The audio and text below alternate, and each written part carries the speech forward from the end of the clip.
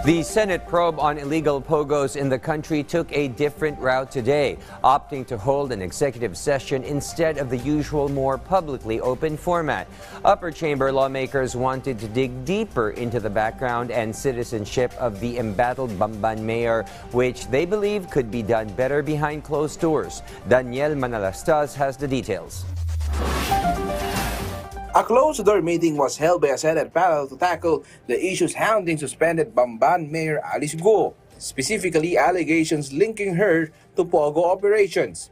After this, Senator Risa Hontiveros, the panel chair, weighed in on Guo's identity and alleged Pogo links.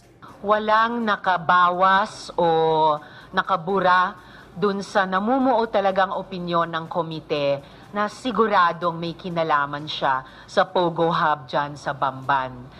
Dun pa lang sa documentary evidence, wala ring mas matibay na ebidensya na siya nga ay Filipino citizen. So nananatili talaga at lalo lamang naging solido yung mga tanong kung siya ba ay citizen o national ng ibang bansa at hindi ng atin. Guo was not part of the executive session as this is the venue for executive branch officials to divulge more sensitive information, according to Hontiveros.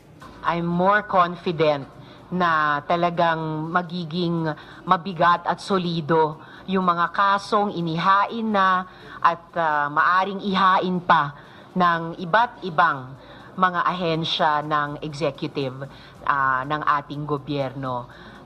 Lumalabas ang katotohanan hindi sa bibig ni Mayor Alice Guo at hindi lamang sa aming puspusang investigasyon, pati po sa mga parallel investigation. Guo's legal team submitted a letter of explanation regarding the issues hounding the controversial mayor.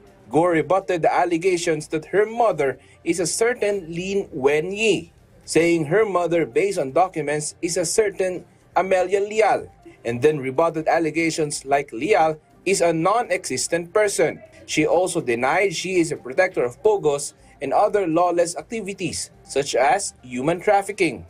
Hindi pa rin mas kumlaro yung identity niya kahit sa executive session. So kung ano yung hirap niya pagkatapos nung nakaraang hearing na sabi niya linisin ang kanyang pangalan, hindi po nabawasan yan. Baka pa nga nadagdagan. For now, according to Hontiveros, they are set to have another briefing and set of hearings. Daniel Manalastas from the National TV Network for a new and better Philippines.